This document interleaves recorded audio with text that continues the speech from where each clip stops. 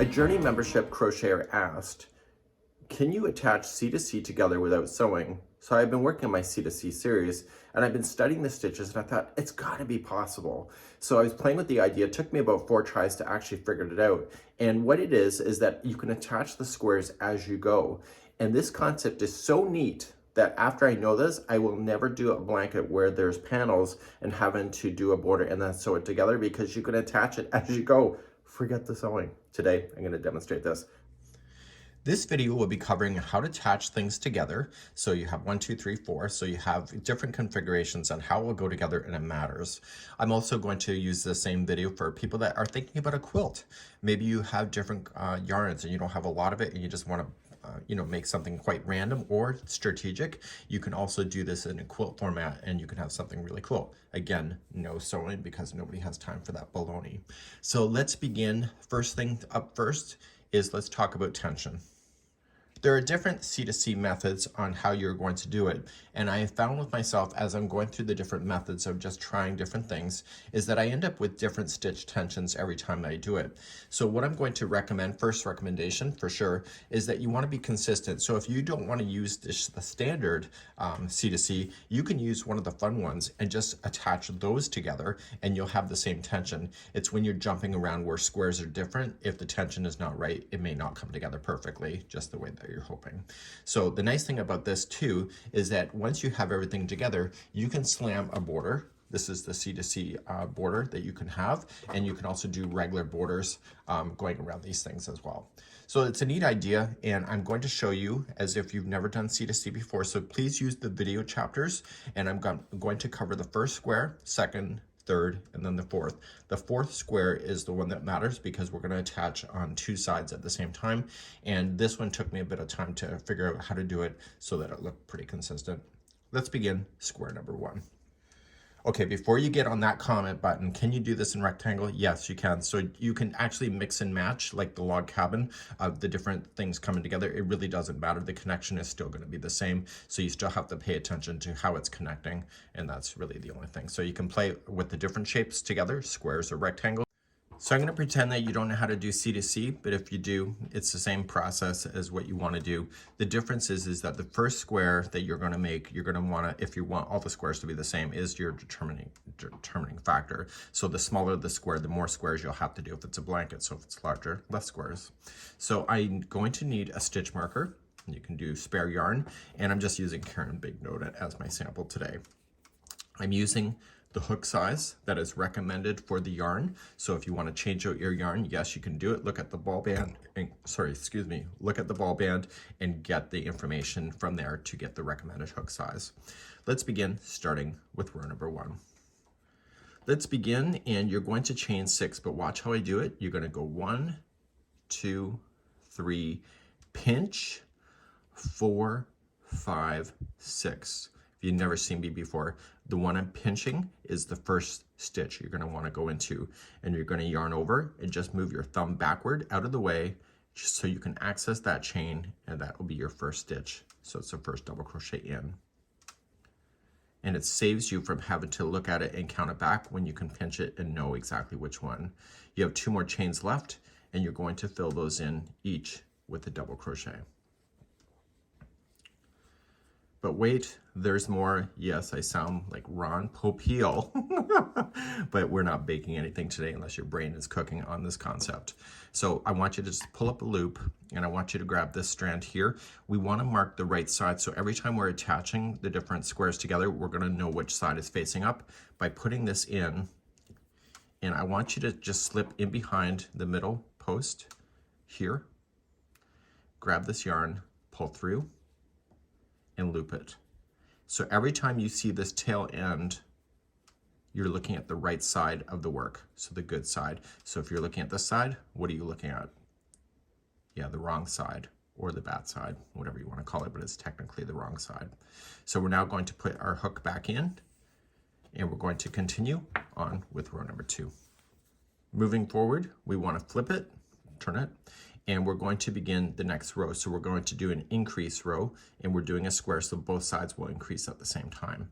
So you're going to do the pinch concept. So 1, 2, 3, pinch, 4, 5, 6. Right where you're pinching is the first one, so move your thumb back to access it and double crochet that one, plus the 2 more that you have. This is going to spin around incorrectly for you. Don't worry about it. We're not there yet. I'll show you how to fix it. It always happens on the second row. So if you think it's only you, it's not you, it's the concept. So before you go on, see the tail end. The tail end should be facing towards you. I'm sitting right behind here in the camera, so flip it so that this angle is facing you and you're looking at the wrong side. You can tell that because of the stitch marker. And then you are going to slip stitch in between the chain and the post. So just go right into the space and yarn over and through. We're not done. We're going to add another box. So I call them boxes. So chain 3, so 1, 2, 3. And when it's an edge box, I always do it differently. It's a new concept that I'm doing for myself because it helps keep the items more square. So I'm going to slam in 2 double crochets into the same space. It technically needs 3, but I always found with corner to corner that it misaligns. So I want to put the third one in an anchor spot. So I don't want to go in the space. I'm going to go into some chain work right at the edge. And this will always keep that last one on the edge so it'll stay flat. And that was row number 2. Flip your work and let's do row number 3. So we're going to make the square bigger. So to make the square bigger, you're going to chain 6. So 1, 2, 3, pinch, 4, 5, 6, and then move your thumb backward to get it out of the way and continue to double crochet the other 2 that are left as well. So the start when you're doing the increase will always be the same of chaining the 6, and make sure that this is facing towards you. You're going to come into the space of the next one, slip stitch, chain 3, and double crochet 3 times into that space. So because it's not an edge, I'm not worried about that alignment so much because it'll settle out, and you were just going to apply 3 double crochets into that space. So you'll do that whenever it's not a corner or an edge space. Now you're going to come in and you're going to come into the space, and I'm doing an increase. So I want to add another box here, so I'm going to chain up 3. And this is an edge, so I want to slam in 2 double crochet. And the third one, I want to anchor in right to the edge. So come into the stitch work right at the edge, and that'll hold it to keep it nice and stable. It's more stable than your host at times. Okay, so you end up with a nice flat edge. I'm going to do one more row with you, so just turn our work and begin the 4th row, and then I'm going to show you how to do a decrease after that. So let's do one more row. So 1, 2, 3, pinch, 4, 5, 6. And then you're just going to double crochet the one you pinched. You'll get used to how it looks. And you can make the square as big as you want to go before you start the decrease. The bigger the squares, the less squares you'll need for your blanket or whatever you're making. So you're just going to come into the space, chain 3, and double crochet 3 more times into the same space. Because it's not an edge box, you don't have to worry about anchoring.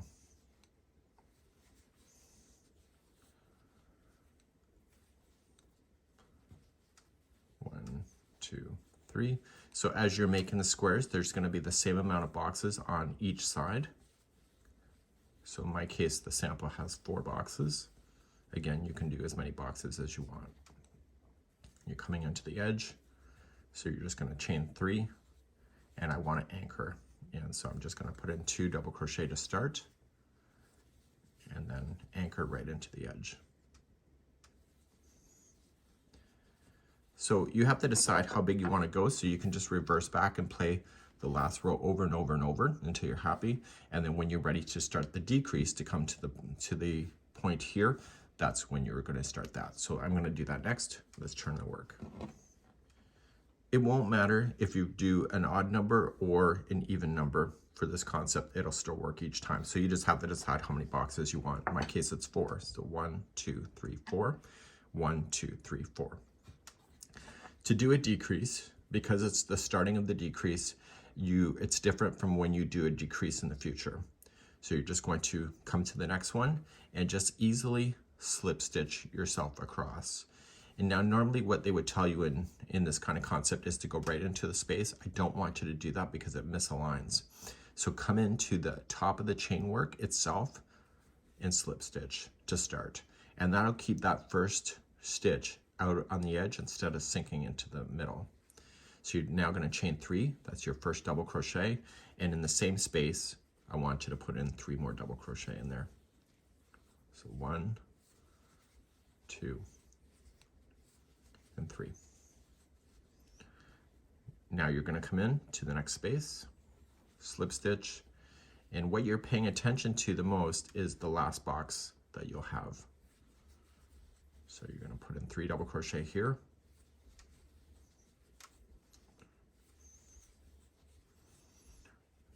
And this next one will be your last box because you don't want to grow anything. So the last box here will be 3 double crochet and then chain 3 and 3 double crochet in the same spot.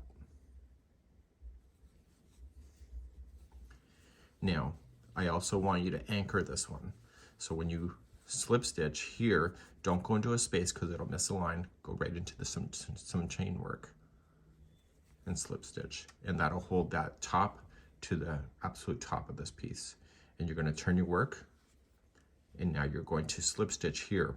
So as I told you before, you can see now that you've officially turned the corner, and so now you're heading in. But because you've already done the decrease the first time, there's more slip stitches this time before you get to the anchor spot. So you're going to slip stitch 1, 2, 3, and right into the top of the chain work, 4. Chain 3, and put 3 double crochet into that space. It's not uncommon for people when they do a decrease to absolutely accidentally think they're adding more stitches, and so usually people catch themselves, but sometimes they don't. So you'll slip stitch, and then this is the final box of this one. This is the second last one, like second last row, and then you're going to slip into the top of the chain, turn your work, and slip stitch 4 times. So we have 1, 2, 3, and 4. You're now going to chain 3 and finish this last box. So it'll be 3 double crochet in the box, and then you'll slip stitch it to the anchor spot.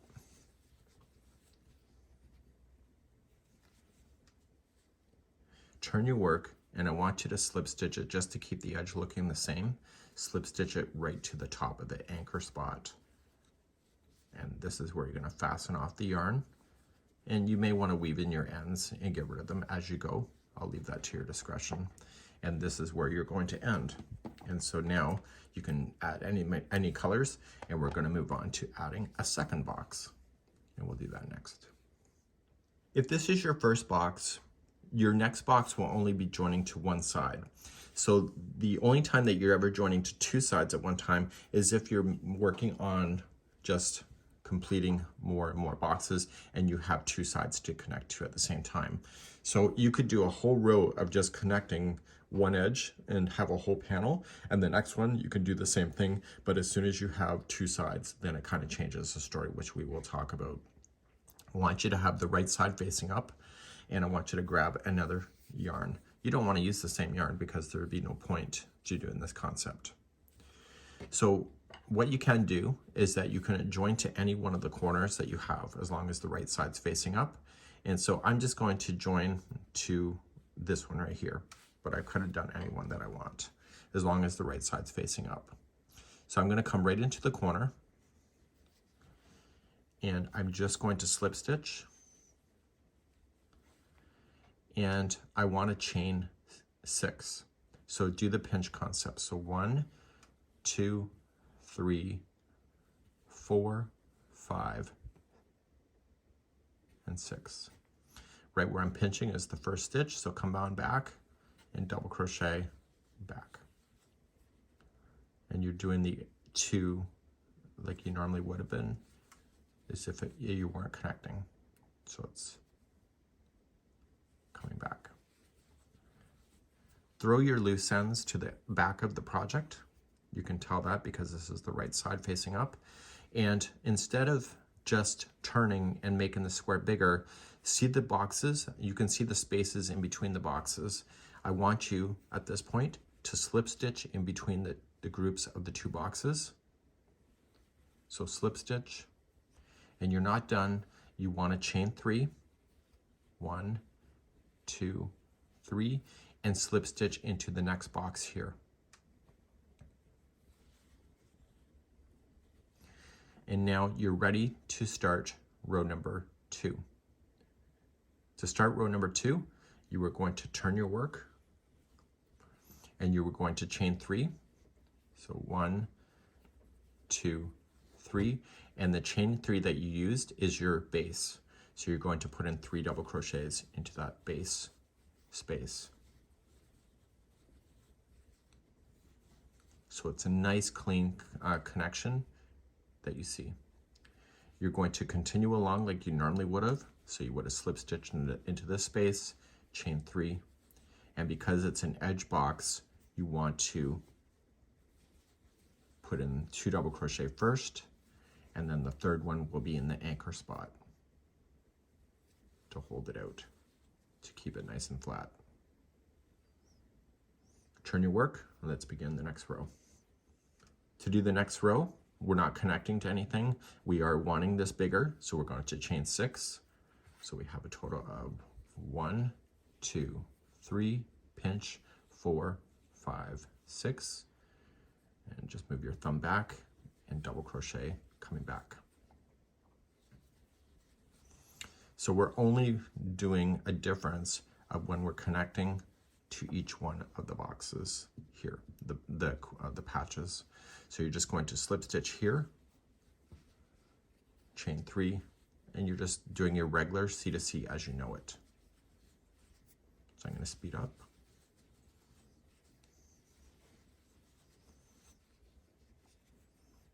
So you're connecting. So you're going to have to make another box. 1, 2, 3. You'll put your 3 double crochet in. You don't have to worry about anchoring, even though this is an edge of this box. And when you slip stitch, you're going to slip into the next space. So after this box, you go right into the space, chain 3,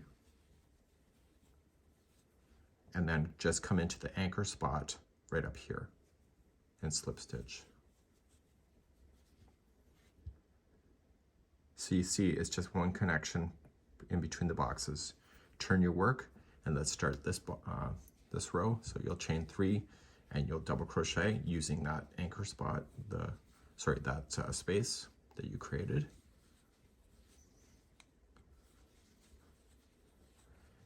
And then you'll come all the way down. So you'll see that this row will then maintain the same amount of boxes that the original one has.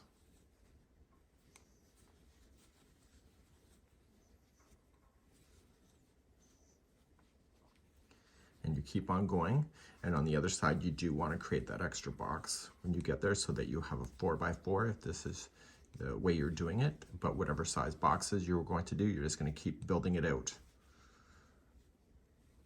until everything is equal. So this is an edge, so it's 3 double crochet in there, and 2 double crochet, and then the third one is in the anchor. So you're technically now just connected, and you're going to turn your work. And now you're going to do the decrease like you did before. So I'll just quickly just demonstrate. So because it's your first time, you're going to slip stitch to the anchor. And then you're going to begin by chaining 3. And then just do your double crochet, 3 of them in there. So it's your C2C as you already know it. I've already demonstrated how to decrease. And so you're just going to pay attention to the top of the box to know where to go. Okay, so you're just going to continue to eliminate boxes out as you make this to the other corner. So 1, 2, 3 is your last box going in.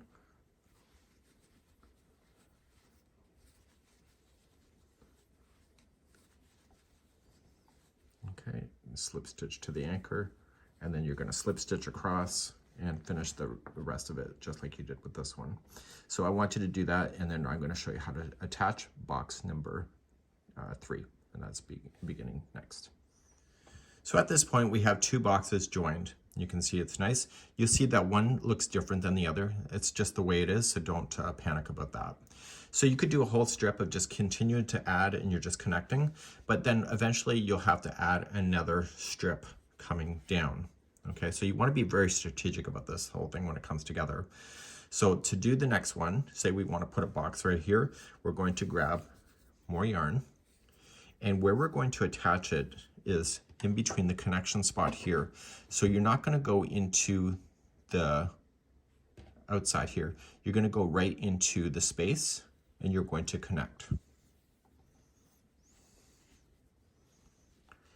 Then you're going to chain 3. So 1, 2, 3, pinch, 4, 5, 6. And right where you pinched is the first one, and you're going to come back. You'll do your regular double crochet the way you did it before. So what is the difference between the last box we did and this one? Nothing. There is no difference, because you're still only attaching to one side, and the way that I had you attach is going to be the same. So after that's in, slip stitch here, chain 3, slip stitch here, turn like that, and then chain 3 and double crochet you 3 times. So box number 2 and 3 is the same because you're only still attaching to one side.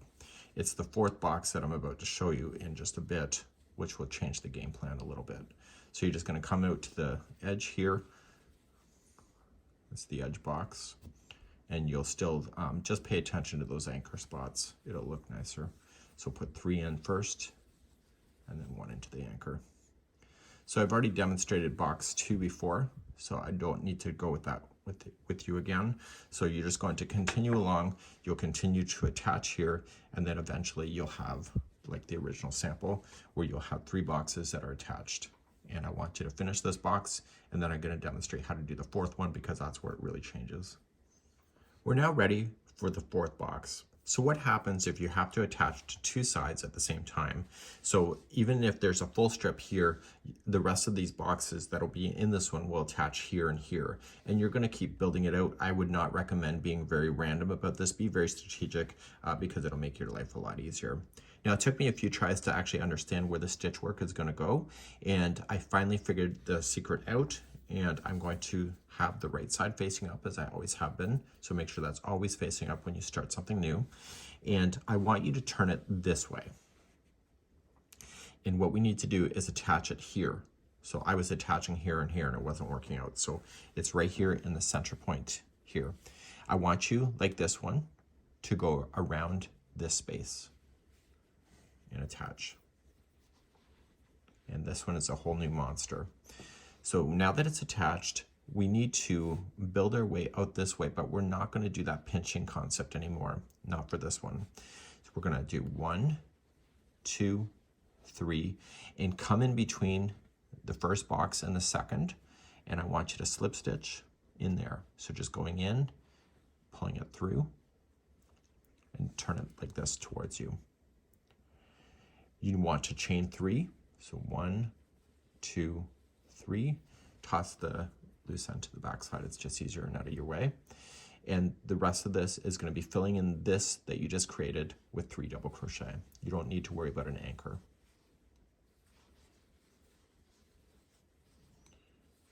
And then it's going to get a little more interesting from this point. So now what you're going to do is you're going to come in between this box and this one, right into a space. You were going to slip stitch here, chain 3 to move up. So 1, 2, 3, and you were going to come into this space right here. This box is so important, so make sure you do follow the whole tutorial part in this. So you're going to turn, and you were going to chain 3. See the space, you're going to play with it. So 3 double crochet. Don't worry about any anchors. So you're attaching it to 2 sides at the same time. Come into this space here and build another box out. So chain 3, and don't worry about anchors.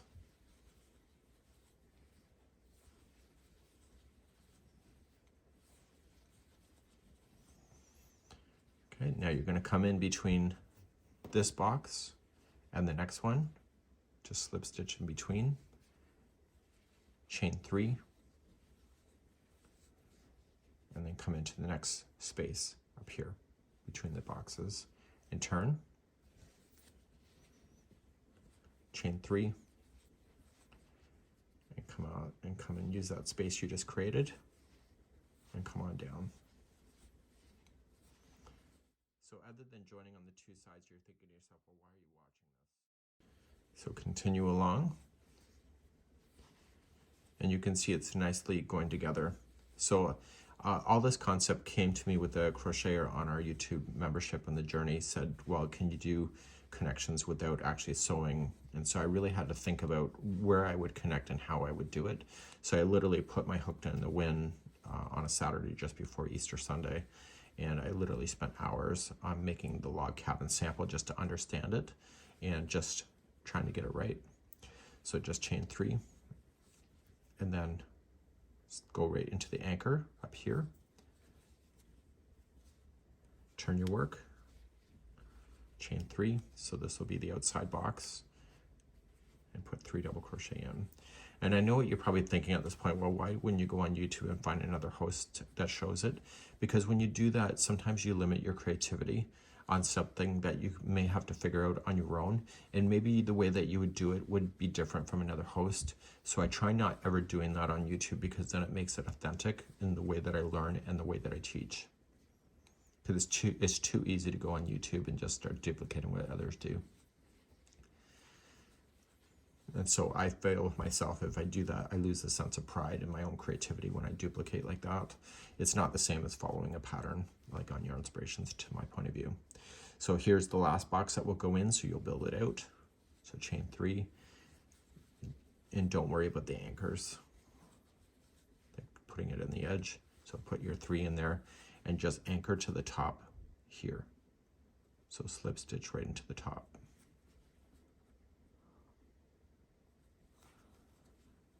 So now you're going to turn your work, and now you're just going to make it like it was with the decrease. So again, you're just going to slip stitch yourself to the anchor spot at the top of the chain. And then you're going to decrease how I already showed you how to do that. So now there's no more attaching to anybody. And so you're going to decrease yourself all the way to the corner. And what I want to do at this point is that I'm going to have you do that, and then I'm going to demonstrate a quick little border that you can use, but you can attach as many of these squares as you want to. If you would like to do a major square, so say you wanted to do 4 and then you wanted to do a major square, you can literally keep following it up and pass over the connection spots, because everything is evenly spaced. So you can continually add, so you can have 4 small ones, you could have 1 big one right beside, and you could really make a patchwork concept really interesting in that manner. So I will join you in just a few moments just to show you how to do a border if you wanted to do one. So let's just say you had a whole blanket, a baby blanket, a big blanket, it doesn't matter. We want to do a simple border. We want to do 1 border around, so 1 round to be able to stabilize it, and then anything you do after that you can pretty much improvise. So I'm going to show you 2 rounds of what I would recommend, and I'm going to begin that next. So you can pick any corner that you would like to start on, and we're just going to treat this as if it's a major C2C without any connections at all. That's beginning next. With the right side facing up, because you can tell if you left a stitch marker. If you haven't, then you'll have to guess. And you'll go right into a corner itself. Just leave your any loose tails to the outside. And you're just going to attach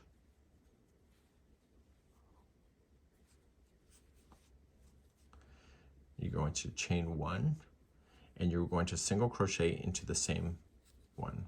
Sorry, just single crochet.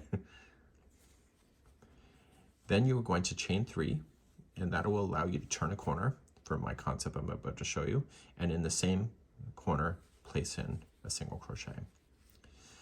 Throw your loose end to the outside, to the back. You're now going to chain 3, and you'll jump over these boxes. So 1, 2, 3, come in between the space and single crochet in. So don't slip stitch. You can slip stitch if you want to, but you can single is fine. So chain 3 and coming between the boxes. You're going to do this all the way to the corner. So what's going to happen when you have to jump over the different boxes? Nothing. You're just going to come into the space and keep jumping, and this will keep it evenly spaced going around your entire project. So when you get to the next corner, which will probably be a lot longer for you than it is me with the swatch, you just want to treat your corners the same as how you started. So you're going to just come right into the corner, just guess it as much as you can. It's very forgiving. So you'll single crochet, chain 3, and single crochet in. So then you carry down the next side, so chain 3, and just come in between the boxes, single crochet, and etc. So please do this around for the first round of the border.